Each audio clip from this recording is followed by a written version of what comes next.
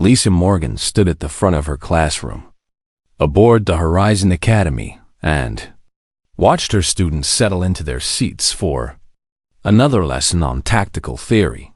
The classroom held 23 young cadets from 12 different species, all part of the Galactic Education Initiative that brought alien youth to human-run stations for advanced learning. She picked up her teaching tablet and began the day's lesson on resource management during deep space operations.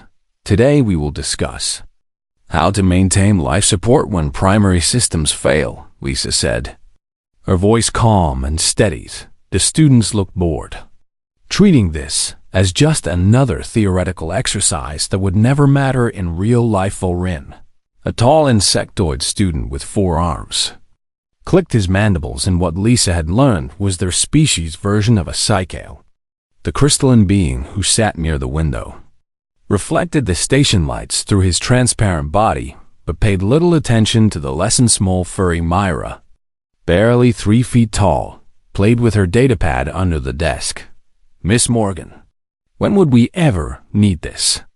asked Ryan Parker, one of the 3 human students in the class. Ryan was 17 and had a reputation as a troublemaker, always questioning why they needed to learn things he considered useless. "You never know when an emergency might happen," Lisa replied. Moving to the interactive display on the wall, she pulled up a schematic of the station's life support systems and began explaining the backup protocols.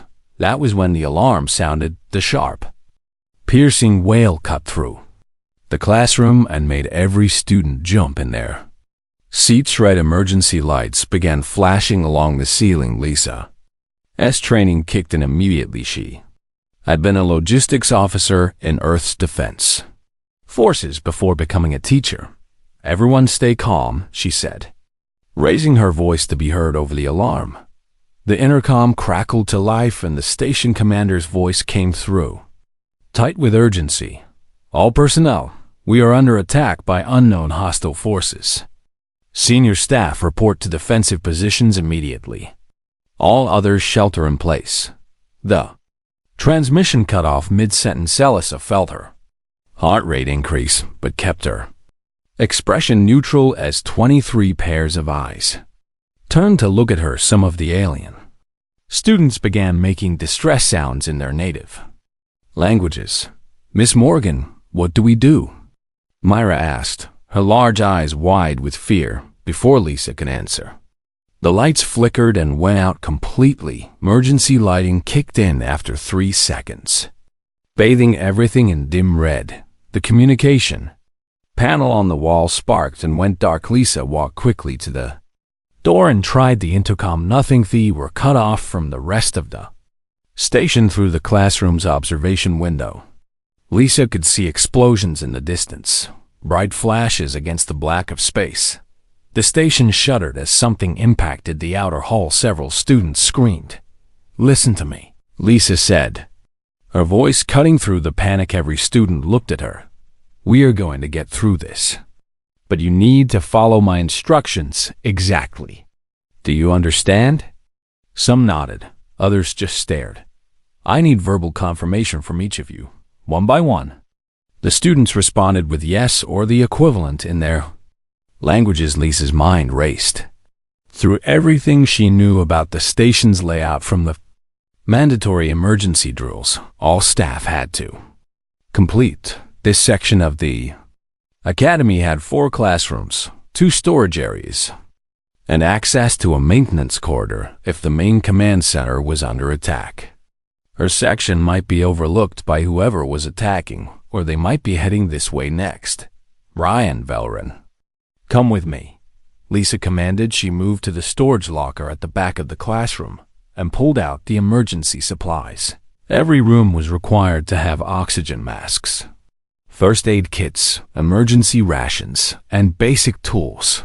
"The rest of you, move away from the windows and get against the inner wall." The students obeyed, helping each other across the shaking room. As another impact hit the station, Lisa handed tools to Ryan and Velrin. "We need to check the adjacent rooms and see if there are other survivors." Velrin, your species has enhanced strength. Can you force open doors if they've lost power?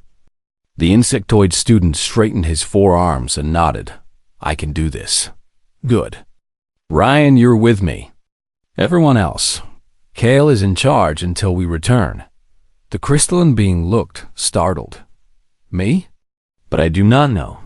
You're the oldest student here and your species has natural leadership hierarchies.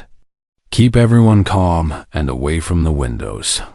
Lisa moved to the door, with Ryan and Velrin following the door's electronic.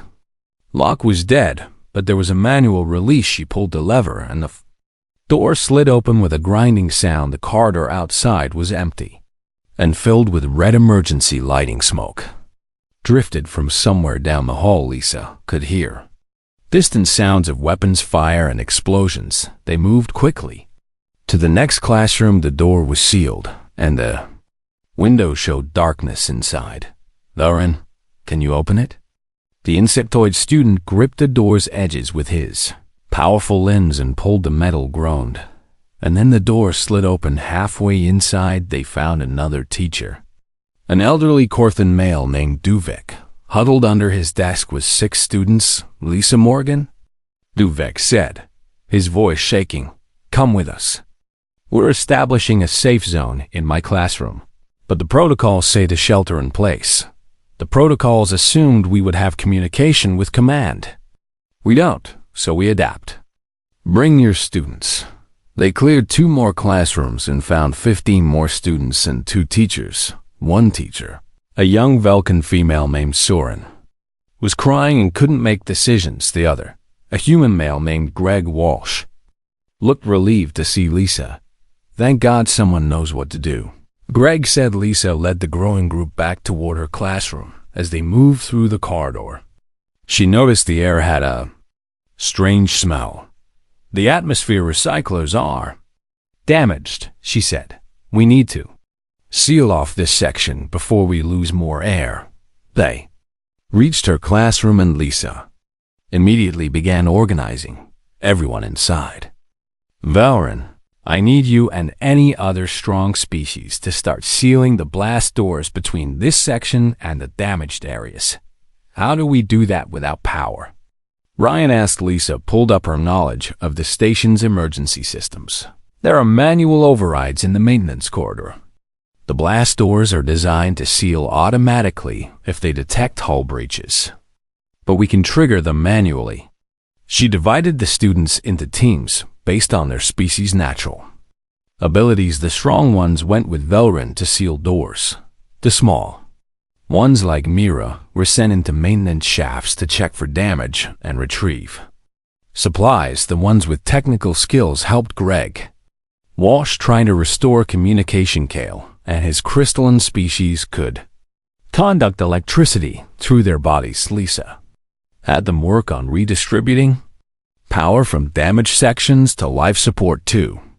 Hours passed in focused activity. Lisa moved between groups, solving problems and making decisions. She found herself falling back into her old military mindset. Seeing the tactical situation clearly, they had secured 4 classrooms and 2 storage areas. The blast doors were sealed, giving them an atmosphere-tight section. Life support was stable for now. They had 47 people, 38 students, and 9 adults. Food and water would last 3 days if rationed, but they had no idea what was happening in the rest of the station. Lisa gathered the other adults in a corner while students rested. We need information, she said quietly. Greg nodded. I managed to tap into the emergency broadcast system. It's just automated warnings now, but I heard something before command went silent. What did you hear? The attackers are Kresha, militaristic species that was recently denied membership in the Galactic Council. Lisa knew the Kresh by reputation. They were aggressive, territorial, and believed strength was the only virtue worth respecting. How many attacked? At least 3 ships from what I could tell. Soren, the Velkan teacher who had been crying, spoke up with a trembling voice. We should surrender. The Kresh will spare us if we don't resist. Lisa looked at her. The Kresh don't spare anyone they consider weak. If we surrender, we're either hostages or casualties. But we're teachers and students. This is an education facility. That won't matter to them. Lisa said. She moved to the observation window and looked out at the station. She could see Kresh fighters moving between sections. Searching, a cold realization settled over her. They're doing a section-by-section sweep. She said. Ryan came to stand beside her, which means they'll find us eventually. Yes. So what do we do? Lisa studied the layout in her mind. Their section controlled access to the secondary power core. The Kresh wanted to take the station intact. They would need that power core, which meant this section was strategically important. She turned back to face the others. We don't hide, she said. What? Soren's voice rose. We can't fight them. Look at us. We're teachers and children. Lisa met her gaze steadily. We're also the only ones here, and doing nothing means capture or death. I won't let that happen. Greg Walsh straightened. What do you need? I need everyone working together. We're going to defend this section. Ryan smiled for the first time since the attack. Began. Now this is better than a theoretical lesson. Lisa allowed herself a small smile. Consider this your practical examination. She gathered all 47 people together. Young faces from a dozen species looked up at her with fear and hope mixed together. I know you're scared. Lisa said, I know this isn't what you expected when you came here to learn. But right now, we're all we have, and I need each of you to be brave. Velron raised one arm. What do we do, Teacher Morgan? Lisa looked. The first wave hit with overwhelming force, and Lisa watched from her command position as 20 Kresh warriors advanced through the corridor with military precision. They had learned from their scout's failure and came prepared for traps. But Lisa had prepared for their preparation. Hold positions. She said calmly into the communication system. Her voice carried to every defender scattered throughout the section. The Kresh moved past the first trap without triggering it. They avoided the second. They scanned for the holographic projectors and ignored them, but they couldn't see what Myra and her team had done in the ceiling spaces above them. Now, Lisa commanded the small-statured species, dropped hundreds of ball bearings they had collected from maintenance supplies. The Kresh warriors' footing failed on the sudden layer of rolling metal as they struggled for balance. The real attack began. Velron and the strong species hit them from the sides using improvised battering. Ramscale and the crystalline students channeled electrical current through metal plates in the floor. The Kresh had superior weapons and armor, but they were fighting on ground. Lisa controlled completely. 3 Kresh went down stunned. 4 more retreated in confusion. Rest regrouped and pushed forward harder. Lisa had expected this. Fall back to position 2. She ordered her defenders retreated in organized fashion through prepared corridors. The Kresh pursued, thinking they had the upper hand. They walked straight into the classroom that had been converted into a kill box. Greg Walsh triggered the security doors. The Kresh found themselves trapped with smoke generators filling the air and students attacking from every angle. It was chaos, but it was controlled chaos. Lisa had drilled her defenders on this exact scenario when the smoke cleared. 7 more Kresh warriors were down, and the rest had retreated, casualties. Lisa called out, 3 students with minor injuries. Ryan reported. Velron took a glancing hit, but his exoskeleton protected him. Lisa felt relief wash over her. No deaths. No critical injuries. They had survived the first real assault, but Greg's voice brought grim news. Lisa, sensors show more Kresh moving our way. They're committing heavy forces to this section. How many? At least 40. The number hung in the air. 40. Trained warriors against her makeshift defense force. The alien teachers looked terrified. Even some of the students showed fear. Lisa refused to let despair take hold. Then we make them pay for every meter they take. She said, prepare fallback position 3 and get ready to seal. Bulkhead 7. Over the next 2 hours, the battle became a grinding struggle. The crash would attack, and Lisa's forces would fight from prepared positions before falling back. Each position cost the crash casualties and time. Each retreat was controlled and purposeful. Lisa was trading space for attrition, bleeding the enemy while keeping her own forces intact. But the cost was adding up. Students were getting exhausted, supplies were running low. Section was getting smaller as they gave ground. Ryan fought beside her through each engagement. His face was streaked with sweat and smoke, but his eyes stayed sharp. "How much longer can we keep this up?" he asked during a brief respite. "As long as we need to," Lisa replied, but she knew he was right to worry. They were running out of room to retreat, running out of tricks. The crash commander clearly recognized this too. Attacks became more aggressive and coordinated. Then something changed during the fourth major assault. Lisa noticed the crash were focusing on capturing rather than killing. They used stun weapons more than lethal ones. They tried to surround and trap rather than eliminate. They want hostages. She realized. Greg nodded from his monitoring station. Makes sense tactically. Hostages give them leverage. Not if we don't let them take any. But easier said than done. Next assault nearly broke through their lines. Kale was stunned and almost captured before Velrin dragged him to safety. 3 students were cut off and had to hide in maintenance shafts. Lisa found herself fighting directly for the first time. A crash warrior broke through their defenses and came straight at her. Her old military training saved her life. She dodged his weapon strike, used his momentum against him, and hit him with an electrical charge from her improvised weapon. The warrior went down, but more were coming. Everyone fell back to the final position. Lisa shouted. They retreated to the last defensible area, a junction near the secondary power core. Lisa had kept this position as her final stand. Had only one way in, and she had prepared it with everything they had left. 47 exhausted defenders against an enemy that kept coming. The crash commander appeared. At the far end of the corridor, he was larger than the others, with more elaborate armor. His voice boomed through a speaker system he carried. "Human teacher, I am Commander Threk of the Crash Unity Fleet. Surrender now, and your students will not be harmed." Lisa stepped forward where he could see her. "I am Lisa Morgan, and I don't believe you. You have fought well for a civilian," Threk admitted. "But this is over. You cannot win.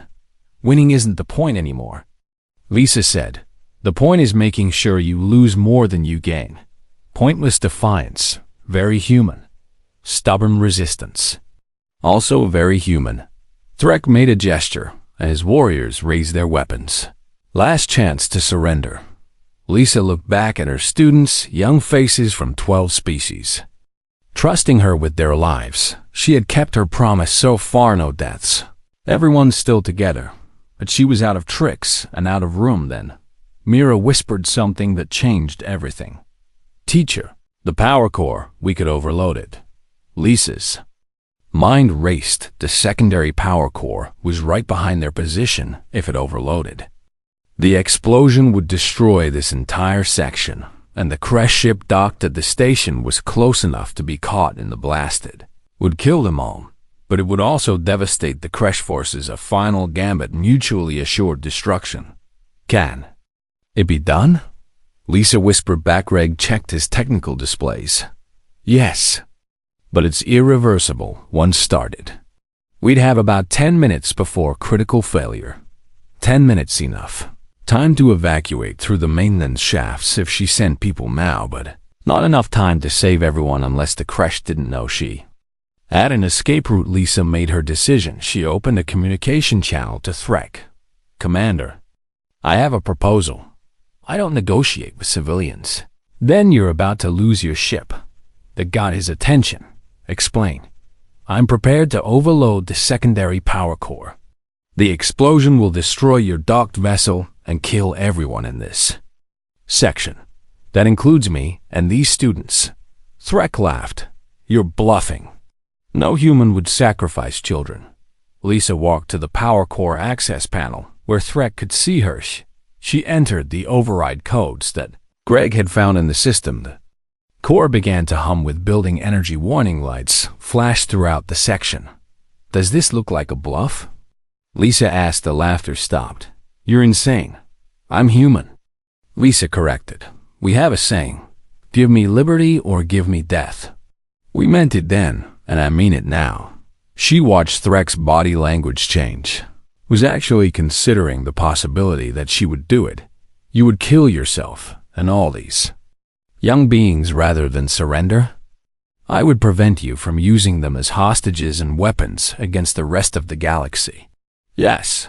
The power core's hum grew louder. Technical displays showed the escalating energy buildup. Greg whispered urgently. "Lisa, this is actually happening. We need to abort or evacuate." Lisa kept her eyes on Threk. "Your choice, Commander. Withdraw your forces or we all die together." For a long moment, nobody moved. Power core continued building toward critical failure then. Threk spoke into his own communication system in the Kresh language. His warriors began backing away. "This isn't over. Human teacher, it is for today." The Kresh forces retreated down the corridor. Lisa waited until they were out of sensor range. Then she turned to Greg. "Abort the overload." "I can't. I told you it was irreversible." Lisa felt her heart stop. "What?" "The overload is real. We have about 8 minutes before this whole section explodes." The students who heard this began to panic. Lisa forced herself to stay calm. "Everyone listen. We have an escape route through the maintenance shafts. Myra and her team will lead. Move quickly, but don't run. We have time if we stay organized." They began evacuating immediately. The small species went first, guiding the larger ones through the narrow passages. Lisa and Ryan stayed at the rear, making sure nobody was left behind. "You actually triggered a real overload?" Ryan asked. "I thought Greg could reverse it." "So did I." They both almost laughed at the absurdity. 6 minutes left, 47 beings crawling through maintenance shafts. 5 minutes. They reached the junction that led to the station's safe zone. 4 minutes. Everyone made it through, except Lisa and Ryan. 3 minutes. They were climbing as fast as they could. 2 minutes. They emerged into a secured section held by station defense forces. Confused soldiers stared at them. "Everyone down." Lisa shouted. 1 minute. They took cover behind blast walls. The explosion ripped through the station. Lisa felt the shockwave even through multiple sealed bulkheads. When the shaking stopped, she cautiously looked up. A defense officer approached. "Who are you?" "Teacher Lisa Morgan. I have 47 students and staff who need medical attention.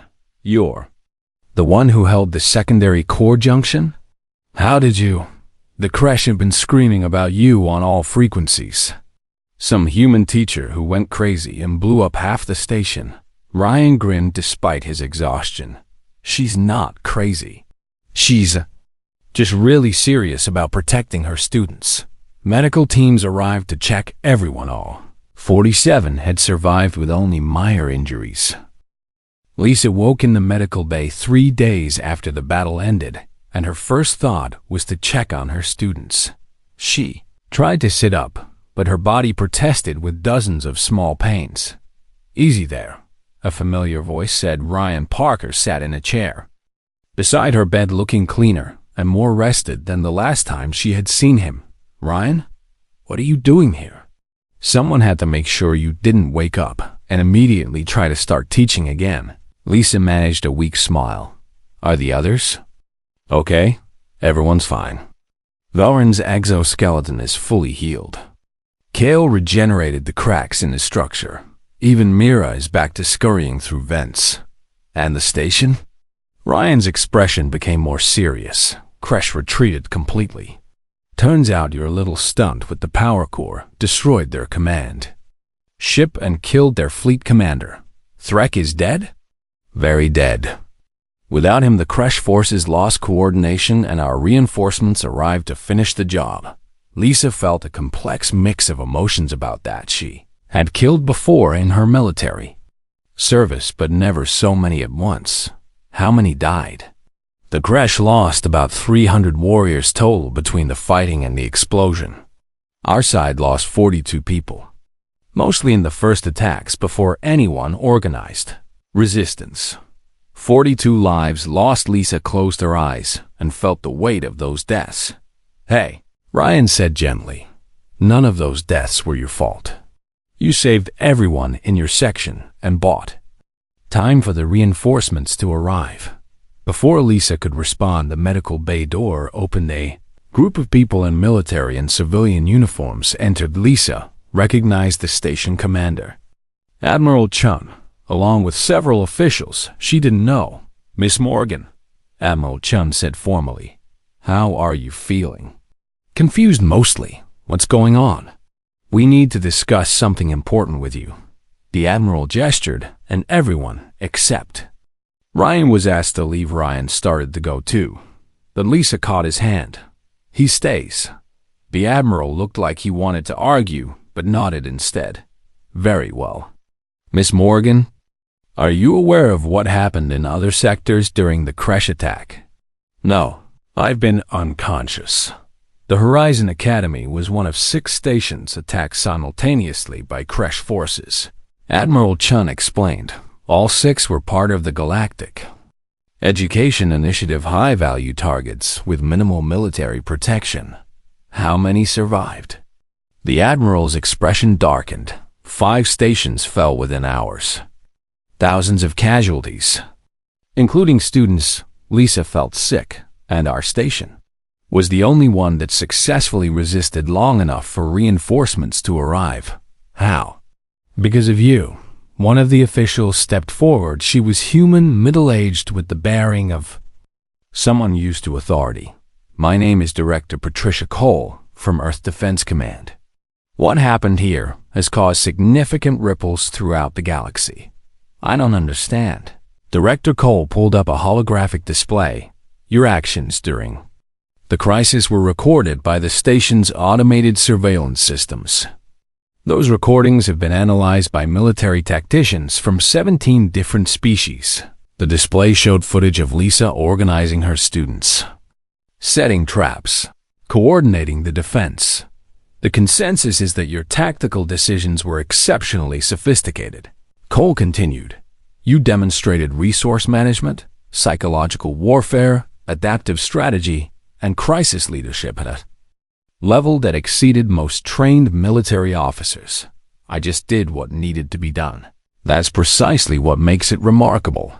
You had no command authority, no military rank, no prepared defensive positions, and a force composed primarily of untrained children from multiple species. Ryan spoke up. She also kept everyone alive when trained soldiers in other sections were getting killed. Cole nodded. Yes. That's another crucial factor. Your casualty rate was 0 among those under your direct protection. Where is this going? Lisa asked. Earth government has invoked an ancient legal mechanism that hasn't been used in 2 centuries, Admiral Chun said. It's called the Warleader Decree. I've never heard of it. Most people haven't. It dates back to Earth's unification period, when civilian leaders sometimes had to take military command during emergencies. Cole pulled up a document covered in official seals and signatures. The Warleader Decree grants emergency military authority to any civilian who demonstrates exceptional leadership during a crisis situation where normal command structure has failed. Lisa stared at the document. You're saying... We're saying that Earth Defense Command has officially recognized you as a war leader with full military authority. That's insane. I'm a teacher. You were a teacher, Cole corrected. Now you're something the galaxy hasn't seen from humanity in a very long time. A proven leader who earned authority through action rather than rank. Ryan was grinning. This is amazing. This is crazy, Lisa countered. I don't want military authority. I want to go back to teaching. Unfortunately, that's not an option right now. Admiral Chun said, The situation in this sector is still volatile. Crash forces are regrouping, and there are concerns about additional attacks. So find someone else to lead the defense. We tried. Cole said bluntly. Every military commander we consulted agrees that you demonstrated superior tactical ability during the crisis. More importantly, you have something we can't teach or manufacture. What's that? The ability to inspire multi-species cooperation under extreme pressure. Colt brought up more footage this time. It showed Valerin and Kale working together, Mira leading her team. Human and alien students fighting side by side. 17 species had students on this station. Cole explained. All of them were in your section at some point during the defense.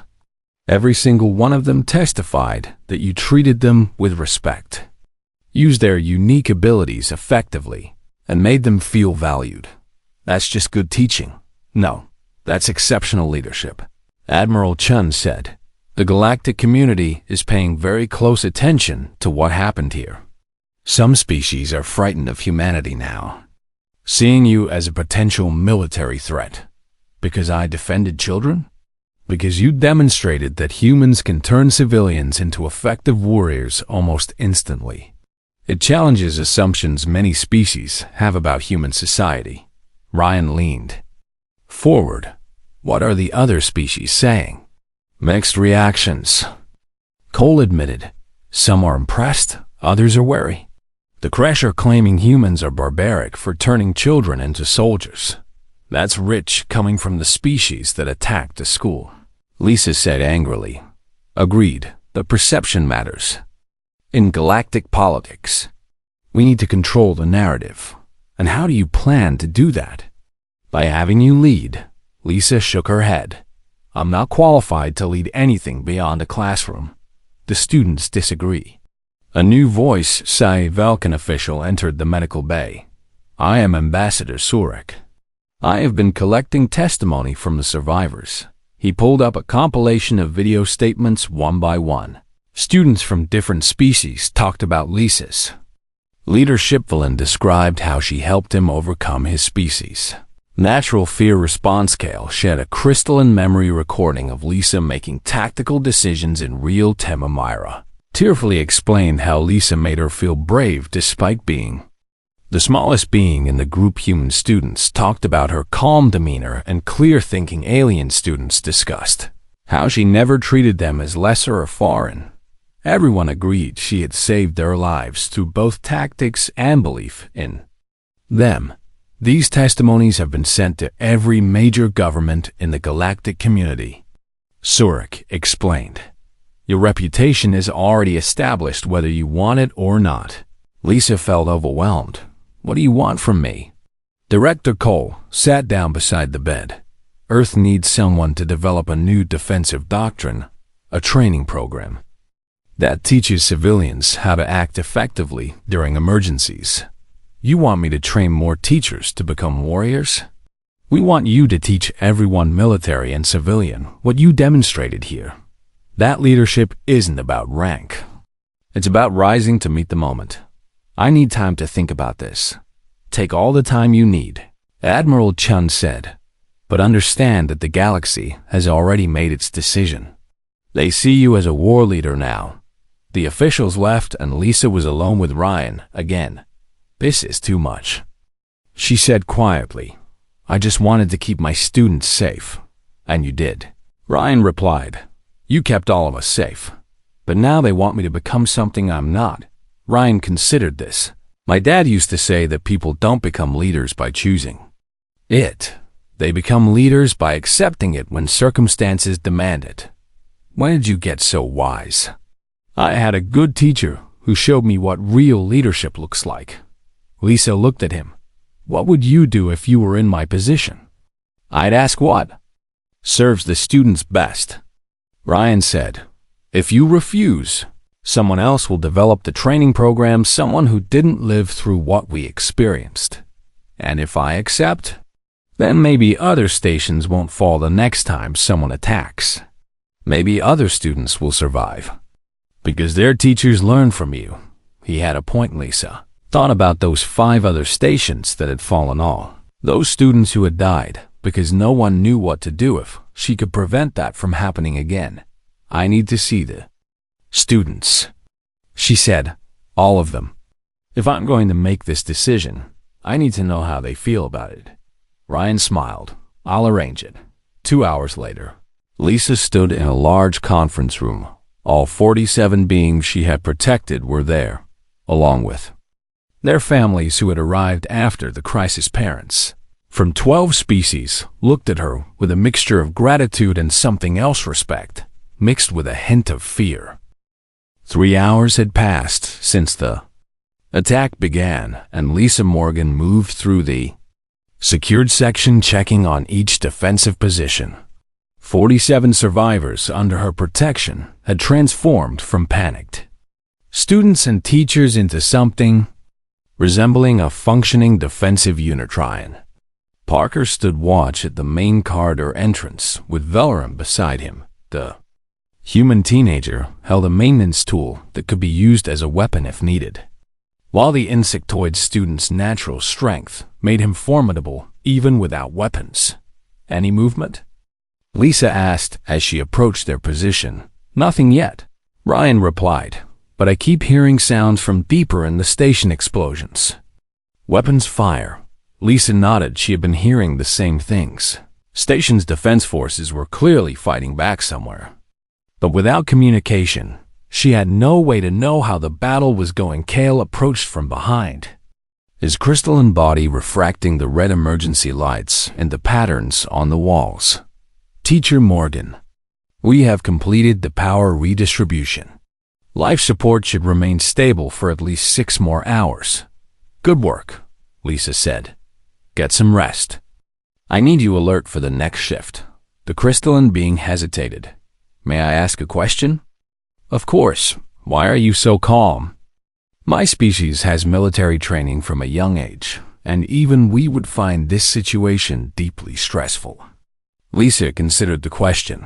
I'm terrified, she admitted. But fear is useful only if it makes you careful.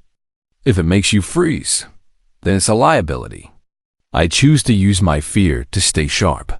Kale's internal structure shifted colors in a way Lisa had learned indicated respect. You are unlike any human teacher we were told to expect. What were you told? That humans were soft, that they chose education over combat, that they had grown weak in peacetime. Lisa smiled grimly. Humans are adaptable. We become what the situation requires. She moved on to check the other positions. Small Myra had proven surprisingly useful, leading the other small-statured species through maintenance shafts to scout for danger and retrieve supplies. From other sections, the furry little being reported that she had found a cache of emergency equipment 3 sections away. Can you bring it back safely? Lisa asked. Myra's large eyes blinked. The route is clear, teacher. I will take Pip and Soren with me. We can carry much. Be careful and stay in contact through the shaft communication system. Mira saluted in an adorable imitation of human military gesture and scurried off with her team. Lisa found Greg Walsh in what had become their command center, her original classroom with tactical displays showing the station layout. Any luck with communications? She asked. Greg shook his head. Everything's jammed or destroyed. But I did manage to tap into the internal sensors in some sections. He pulled up a display. The Kresh have secured about 60% of the station. They're holding hostages in the main atrium, and they've taken control of the primary power systems. What about our defense forces? Scattered and cut off from each other, like us. But there's something interesting. Greg highlighted a section of the map. This is our position. Notice anything? Lisa studied the schematic, and then she saw it there. Section controlled the corridor junction that led to the secondary power core. If the Kresh wanted full control of the station, they would need access to that core, which meant they would have to come through Lisa's section. We're sitting on a strategic choke point, she said. Exactly. Which means they'll be coming for us soon. New voice spoke from behind them. Then we must prepare better defenses. Lisa turned to see Valoran standing in the doorway with several other students. I have been thinking, Teacher Morgan. My people have a saying. The best defense is the one your enemy does not expect. What do you have in mind? Valoran explained his idea. Kresh would expect barricades and direct resistance instead. Valoran proposed using the station's architecture against them. The corridor leading to their section had several points where the ceiling could be weakened and turned into traps. Lisa listened and found herself impressed. That's good tactical thinking. But we'll need help to set it up. I have already asked others. We can begin immediately if you approve. Lisa approved over the next hour. Teams of students worked to prepare defensive surprises. They used classroom equipment as improvised. Weapons chemistry lab supplies became smoke generators and irritants. Physical education equipment was repurposed into obstacles. Holographic projectors from the teaching systems were reprogrammed to create false targets. Every advantage, no matter how small, was prepared. Lisa found herself working alongside beings from species she had only read about before.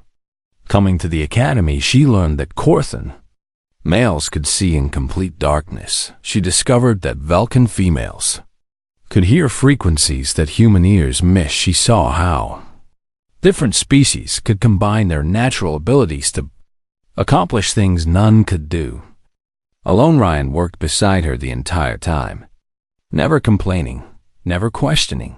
You've changed, Lisa observed during a brief rest. How so? A week ago, you were arguing about why tactical theory was useless. Now you're helping build defenses based on those same theories. Ryan grinned. Turns out it's more interesting when it's real. Then his expression turned serious. Miss Morgan, my dad was in the defense forces. He died in a border conflict when I was 12. I didn't know that. He used to tell me that humans were at their best when things were at their worst. I never understood what he meant until today. Lisa put a hand on his shoulder. He would be proud of you. I hope so. An alarm chimed from the monitoring station. Greg Walsh called out urgently. Lisa, we have movement. Kresh scouts, 3 of them, approaching from Corridor Junction 7. Everyone froze. This was at first contact with the enemy. Lisa's mind shifted into tactical mode. Ryan, get everyone away from the front positions except Valoran and Kale. Greg, activate the holographic projectors. Myra, I need your team in the ceiling shafts ready to drop the nets we prepared. They moved quickly into position. Lisa watched the monitors as 3 Kresh warriors advanced down the corridor. They were large beings, heavily armored with weapons that looked far too advanced for a teacher and her students to face. But Lisa had advantages they didn't know about. She knew this station intimately. She had prepared traps they wouldn't expect, and she had 47 beings who trusted her completely. Wait for my signal, she whispered into the communication system. The Kresh entered the trapped corridor section. They moved cautiously, weapons raised, scanning for threats. One of them spotted the holographic projection of a defender and fired. A blast went through the image.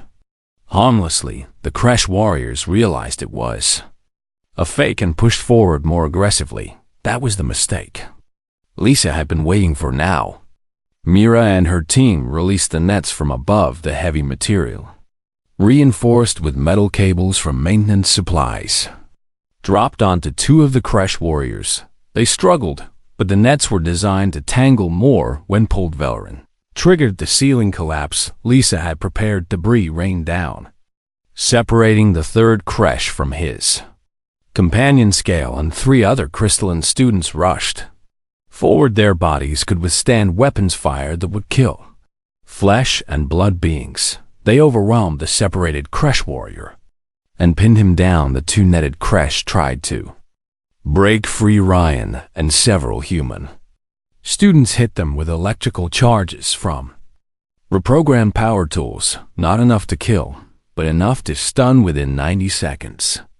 All three Kresh warriors were captured, and restrained Lisa approached them cautiously. One of them, the leader based on his armor markings, glared at her with multiple compound eyes. "You are human," he said in heavily accented Galactic Standard. "You are supposed to be weak." "Supposed to be," Lisa agreed. "Tell me why you're attacking this station." The Kresh warrior made a sound that might have been a laugh. "This station represents everything wrong with the galaxy. Weak species teaching weaker offspring, pretending that education matters more than strength. The Galactic Council denied your species membership," Lisa said. "Understanding, you're trying to prove they were wrong. We are proving that only the strong deserve to survive." Lisa knelt down to look the warrior in his eyes. "Then let me show you what human strength looks like." She had the prisoners moved to a secure room under guard. Then she gathered her defenders together. "The Kresh now know we're here and that we won't surrender easily," she said. "They'll come back with more warriors and better preparation." "How many?" Varn asked. Greg checked the sensors. "I'm picking up heat signatures.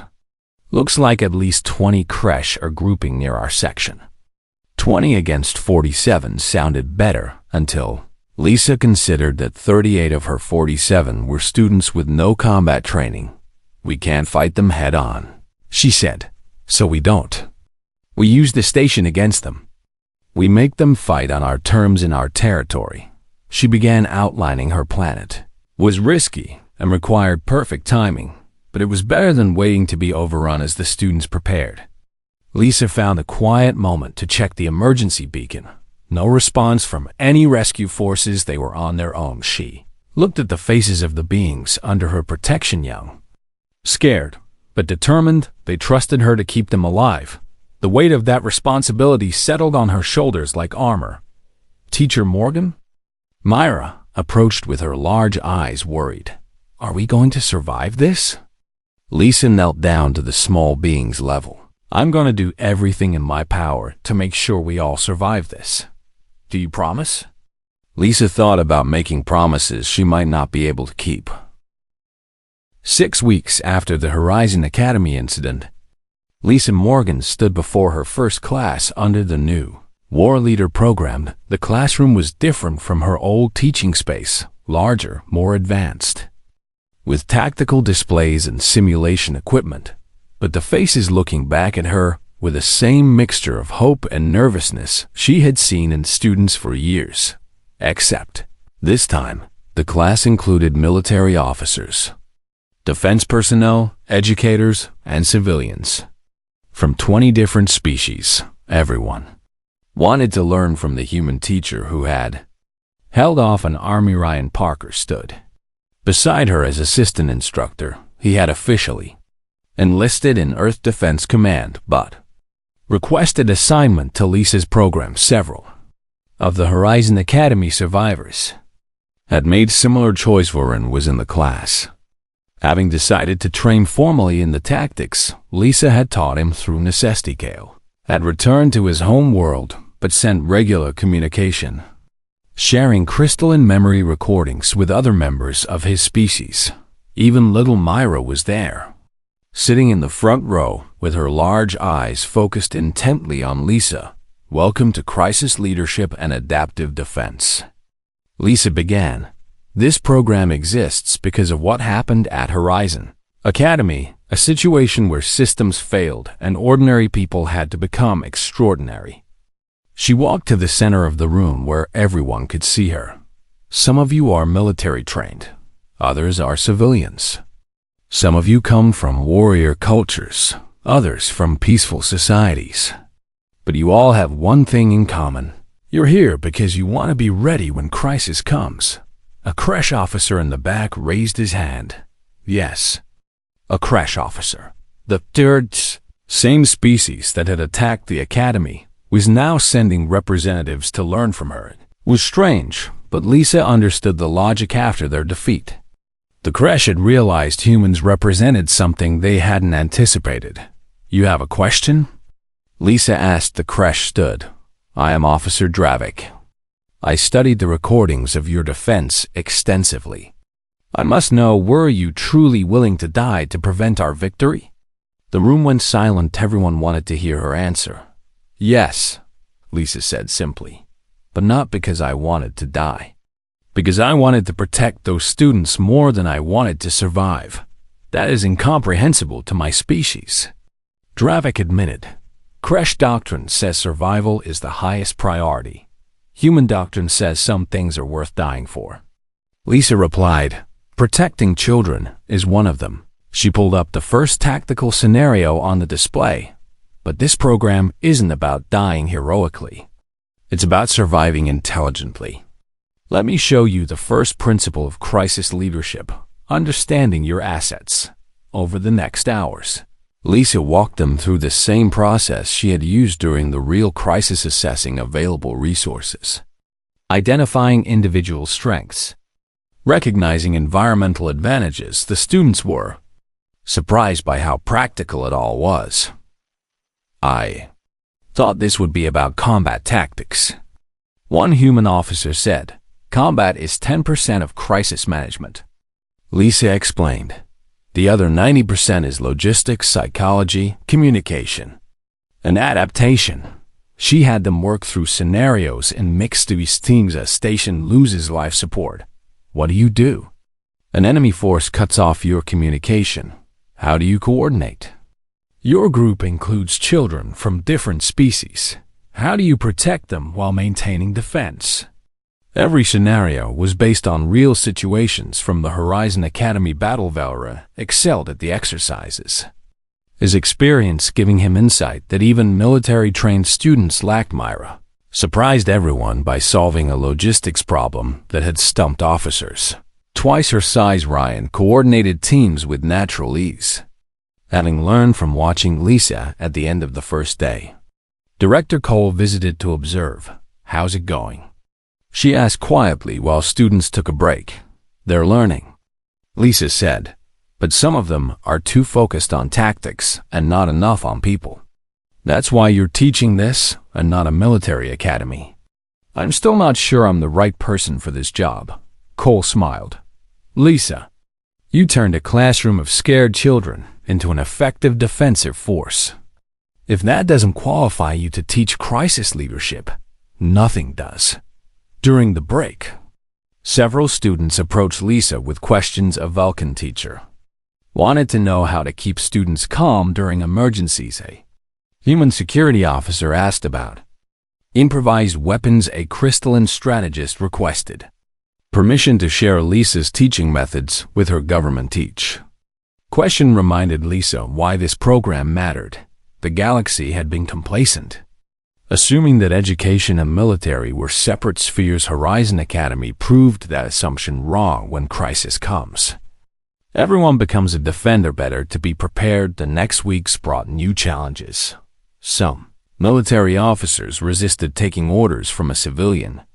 Even one with a Warleader decree. Some civilian students struggled with the combat-adjacent training, and the media attention was constant. Lisa Morgan had become famous across the galaxy. Her face appeared on news broadcasts from hundreds of worlds.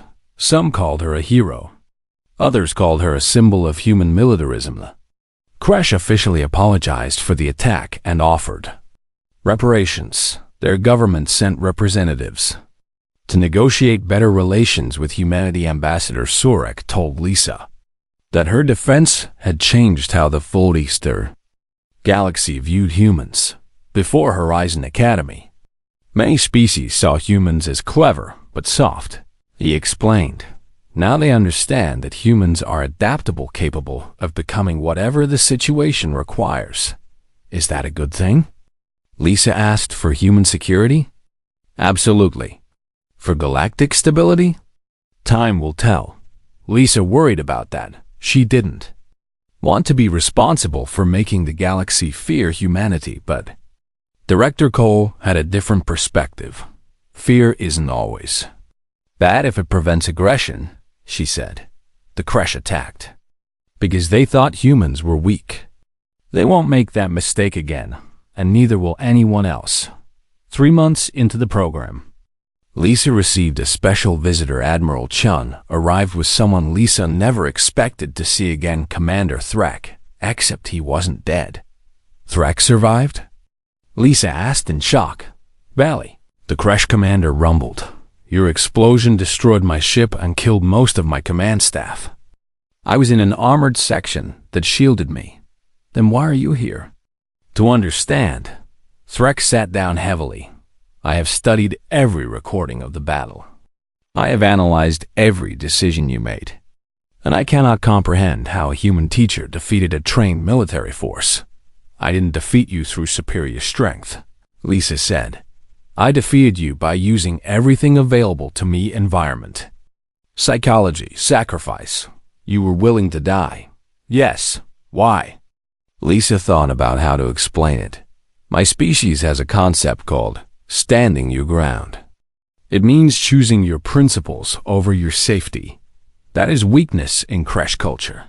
Maybe. But it's also what makes humans dangerous. We don't surrender when logic says we should. Threk made a rumbling sound that might have been respect. I have been sent by my government to learn this human principle. The Crash Unity wishes to understand adaptive defense. You want me to teach you? I want to understand why I lost, Lisa considered. This teaching the enemy who had attacked her station felt wrong, but refusing to teach perpetuated the cycle of violence. You can join the next class, she decided. But you follow the same rules as everyone else, Threk agreed. Over the following months, he proved to be one of her most dedicated students, the Crash warrior who had tried to kill her and her students became an advocate for crisis leadership training.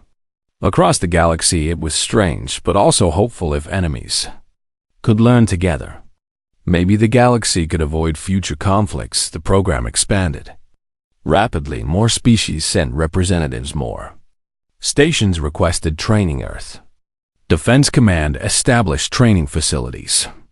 On 12 worlds, Lisa found herself traveling constantly, teaching the same principles in different contexts, but she always returned to Horizon Academy. The station had been repaired, and the education initiative resumed. Her original classroom was preserved as a memorial to the defense students. From new classes would visit and ask questions about what happened. Lisa always told them the truth. I was terrified.